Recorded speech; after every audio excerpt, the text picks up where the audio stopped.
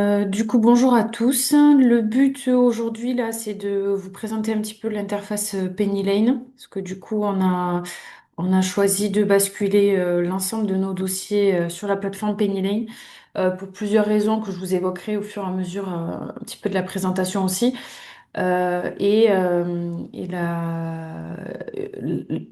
des aussi des raisons qui font que c'est intéressant pour nous, c'est la liaison en fait avec la plateforme agréée. C'est-à-dire que si vous voulez, il y a un lien entre la partie récupération des factures d'achat, donc des factures fournisseurs, et qui sera directement intégré sur votre espace de gestion Paynilane. Donc on pense que c'est aussi un gain de temps et même pour nous pour récupérer l'ensemble de vos données. Aussi parce qu'en fait depuis cette même interface, nous on a accès à un module de comptabilité sur Pennyline, sur votre dossier.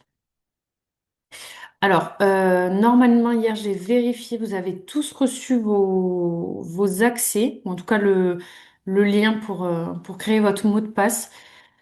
Si jamais ça devait pas être le cas, n'hésitez pas à me faire un retour, à nous envoyer un mail à Camille ou à moi, qu'on puisse vous renvoyer les identifiants. Et du coup, on va pouvoir commencer. Ok, donc une fois que vous avez activé votre espace, que vous avez vos identifiants, quand vous allez vous connecter, vous allez arriver sur cette interface. Alors, il faut savoir que il y a deux façons de se connecter. Il va y avoir l'application de téléphone, il va y avoir l'ordinateur. Sur Internet directement sur l'adresse mail app.pennylen.com. Au niveau du téléphone, ça sera les mêmes identifiants de connexion, ça sera les mêmes fonctionnalités. Juste l'interface, l'ergonomie qui change un petit peu pour être adaptée au téléphone. Forcément, c'est beaucoup plus petit, c'est réduit. Mais les fonctionnalités seront les mêmes. À savoir, donc, le dépôt de vos factures fournisseurs, donc de vos achats, de toutes vos factures que vous allez récupérer.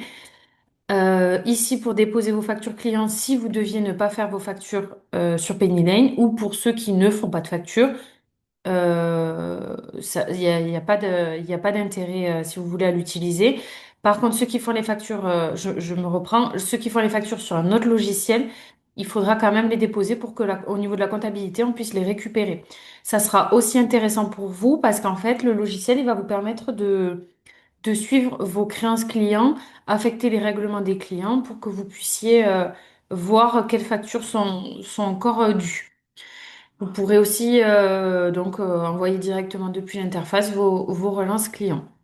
Enfin, ici vous avez un troisième encart qui s'appelle Autres documents. L'idée c'est de pouvoir déposer tous les documents qui ne concernent pas directement la comptabilité, mais qui vont avoir un impact sur votre comptabilité. Alors, à quoi ça correspond? Ça peut être des contrats d'assurance, ça peut être des contrats de prévoyance, des contrats de mutuelle, les relevés bancaires parce que donc j'y reviendrai dans un second temps. On va en avoir besoin dans tous les cas pour vos dossiers. Ça peut être beaucoup de choses. Ça peut être des échéanciers, des choses comme ça.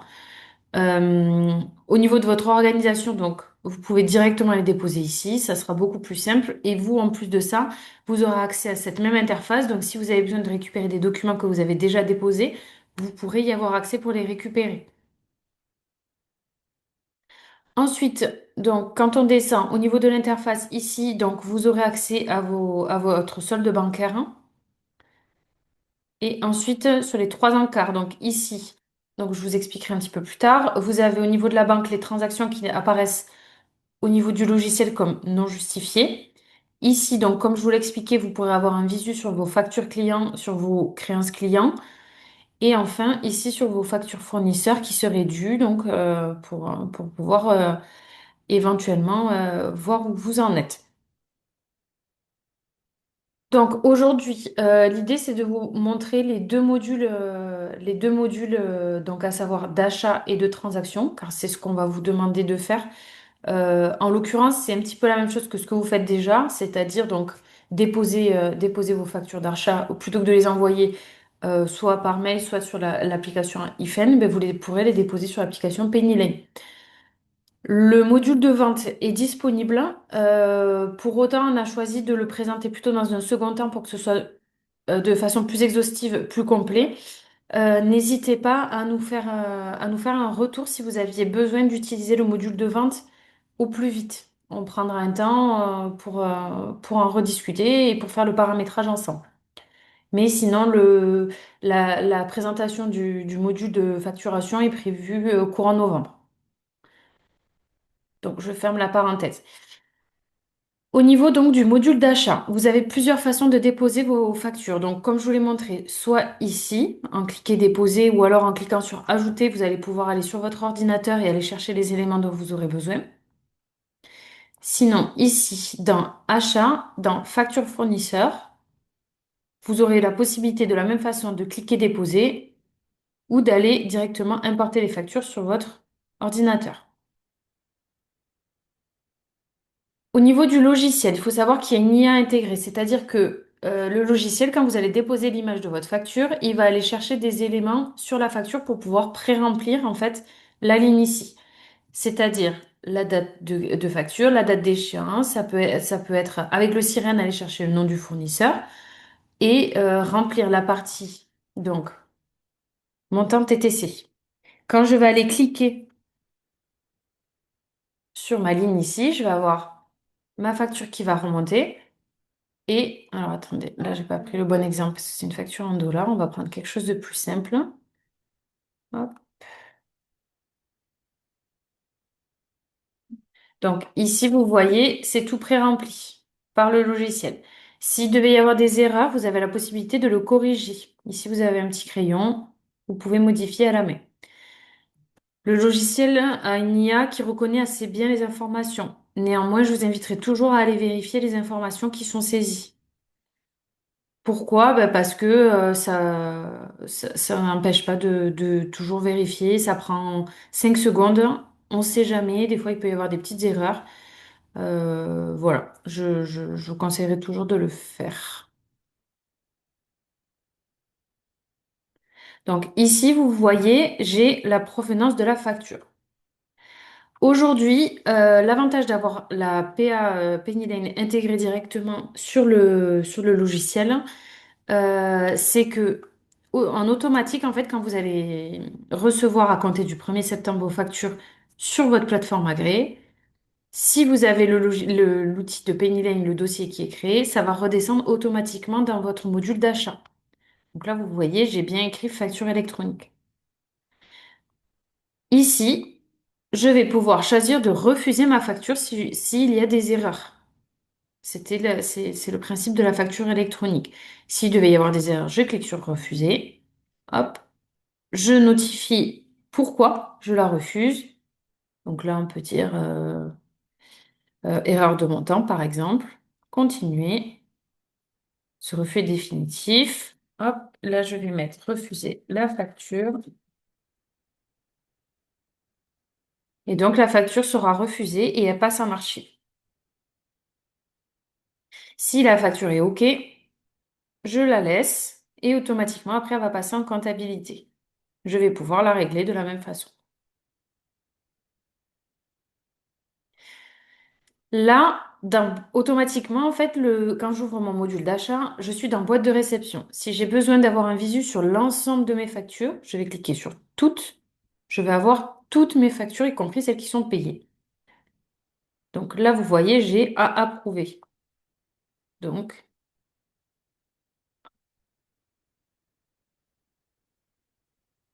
j'enregistre.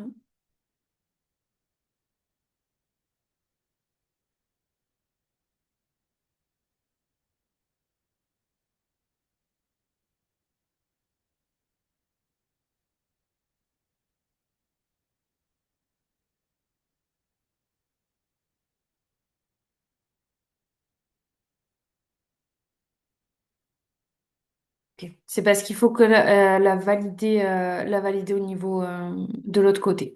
Bon, c'est pas grave. L'essentiel, c'est que vous déposiez bien les factures. Donc, ici, vous aurez l'ensemble de toutes vos factures et l'endroit où elles se trouvent. Là, vous voyez, vu que je l'ai renvoyée au fournisseur en disant qu'elle n'était pas bonne, que j'avais un problème, elle est écrite en litige. Elle est pas, celle-ci, par exemple, est passée en à payer parce que j'ai dépasser l'échéance de règlement. Ou en tout cas, j'ai pas de règlement qui est affecté à cette facture. Si jamais il y a besoin, ici, vous avez différents filtres. C'est-à-dire que vous pouvez choisir de classer vos factures en fonction d'un fournisseur. Si vous voulez retrouver des factures sur une période, ben, vous pouvez choisir sur la date d'émission, en fonction d'un montant, de la source, etc. Je vais me servir là du statut à payer pour rebondir sur ma deuxième partie. Vous pouvez très bien avoir payé une facture, mais si elle n'est pas rapprochée, elle apparaîtra comme à payer, parce que pour moi, elle apparaîtra comme due de mon côté. Donc, je vais aller dans mon module de transaction. Ici, c'est votre banque. Aujourd'hui, on utilise, nous, donc la plateforme Je déclare pour récupérer vos écritures bancaires. On ne connecte pas directement l'application de banque. Pourquoi? Pourquoi? Parce que si vous changez de mot de passe, s'il y a un bug, si vous avez un quelconque souci avec votre compte bancaire, l'accès ne se fera plus. On passe par Je déclare. C'est une plateforme sécurisée qui est partenaire des banques et qui est partenaire des cabinets comptables. Donc nous, ça nous permet d'avoir une certaine stabilité dans la récupération des écritures. Il va y avoir par contre un petit délai de latence de 2 voire 3 jours maxi. N'hésitez pas, si ça prend trop de temps pour que ça remonte, à nous faire un retour. C'est éventuellement qu'il peut y avoir un problème au niveau de la collecte. À l'inverse, ne vous inquiétez pas s'il y a des écarts, s'il y a des écritures qui ne sont pas encore remontées, qui datent par exemple de la veille. C'est normal. Si vous avez besoin donc là, admettons, sur mon dossier de test, j'ai 3 banques connectées. Si vous avez plusieurs banques que vous voulez traiter que banque par banque, ici, dans mon filtre, vous voyez, j'ai 3 comptes, les 3 comptes qui sont sélectionnés. Je vais cliquer sur la croix et je vais aller sélectionner celui que je veux. En l'occurrence, on va prendre le Crédit Mutuel. Au niveau de l'affichage, vous voyez, c'est à peu près la même interface que le module d'achat, sauf que en vert, je vais avoir tous mes encaissements clients. En noir, je vais avoir tous mes décaissements. L'idée pour nous, ce qu'on va vous demander, c'est d'avoir un justificatif. Donc, c'est-à-dire ici, un trombone vert. Où est-ce que j'en ai?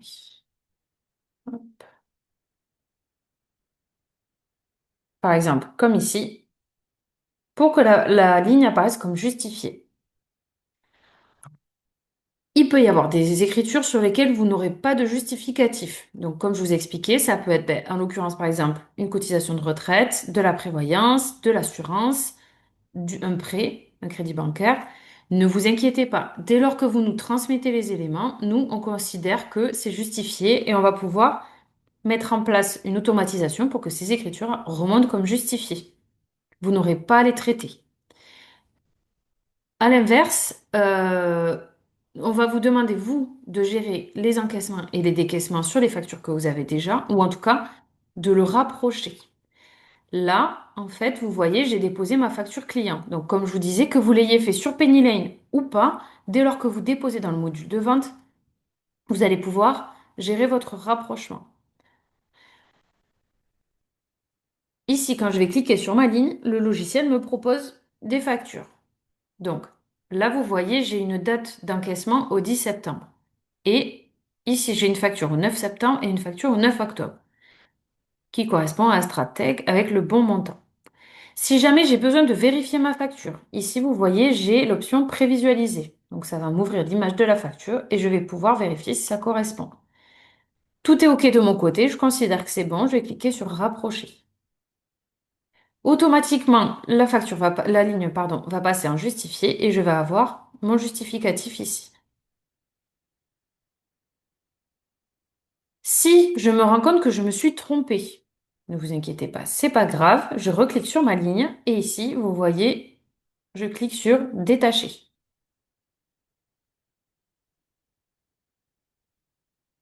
C'est bon. De la même façon, vous pouvez affecter des règlements partiels. Le logiciel ne vous proposera pas automatiquement la facture. Par contre, en cliquant sur la ligne, ici, vous allez pouvoir aller chercher dans vos factures. Cliquez, cherchez une facture et vous allez pouvoir chercher la facture qui est concernée.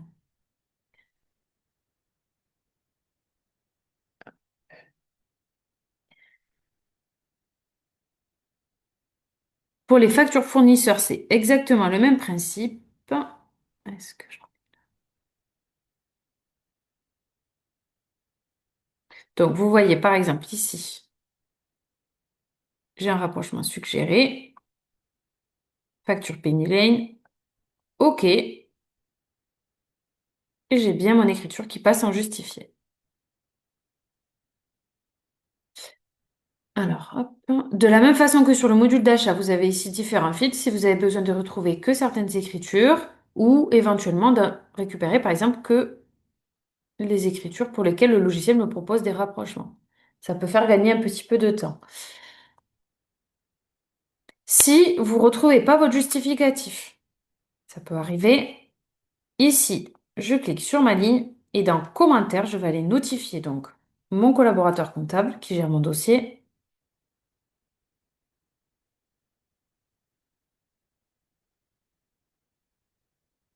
Donc, par exemple, hop, je vais mettre ça. Justificatif perdu.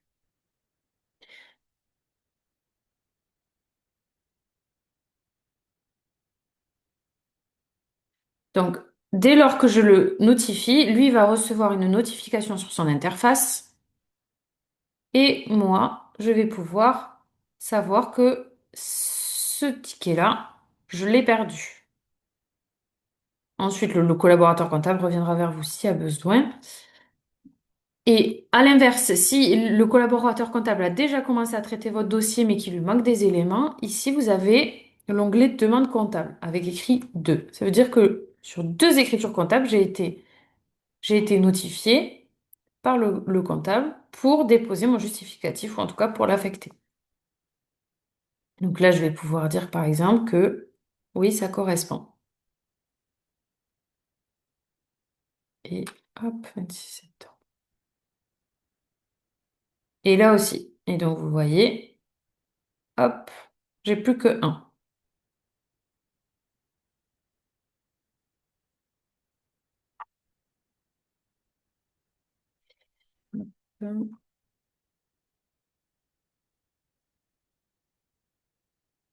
Donc, ici, vous aurez la possibilité de retrouver sur vos demandes comptables, soit dans Transactions et en allant dans Demande comptable, soit sur sur le module d'accueil.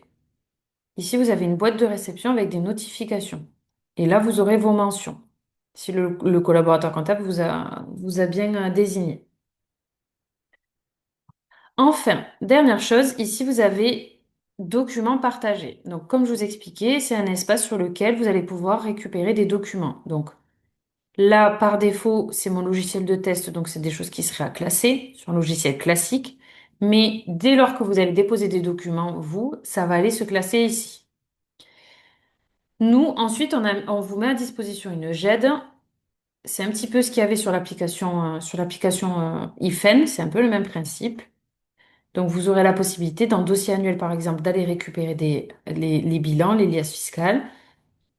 Et dans le dossier permanent, d'aller récupérer des éléments de juridique, l'aide de mission, éventuellement du social si c'est déposé ici. Mais je ne sais pas si dans les clients, je ne sais pas s'il y en a qui ont du social. Voilà. Sachez que tout ça est possible. Je vérifie. Je pense avoir fait le tour de tout ce qu'il y a. Euh,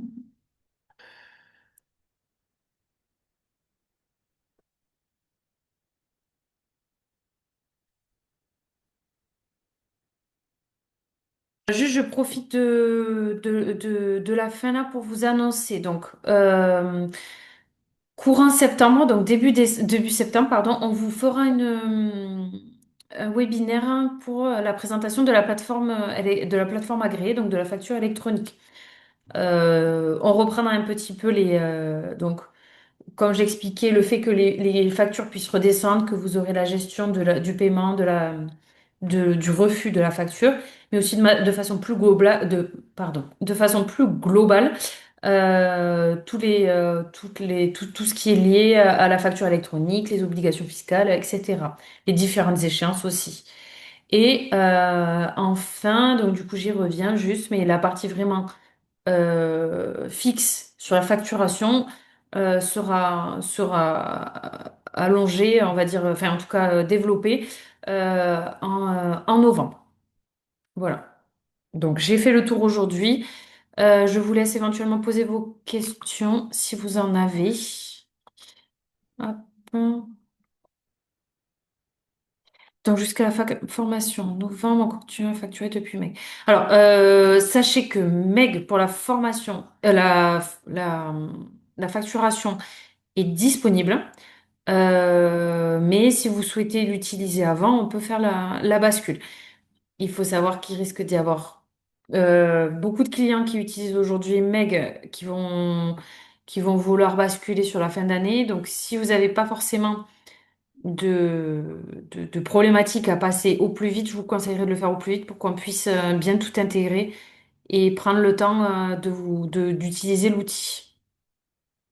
Donc, si vous souhaitez, on peut prendre rendez-vous en septembre pour ce faire. Et l'avantage, c'est que depuis Meg, on pourra récupérer tout l'historique. Tout l'historique des produits, tout l'historique des clients, tout l'historique des factures. Voilà. Est-ce qu'il y a d'autres questions? Très bien. Du coup, je vous souhaite à tous une très bonne journée. Je vous remercie pour votre attention et bonnes vacances pour ceux qui n'en ont pas eu encore ou qui sont en vacances.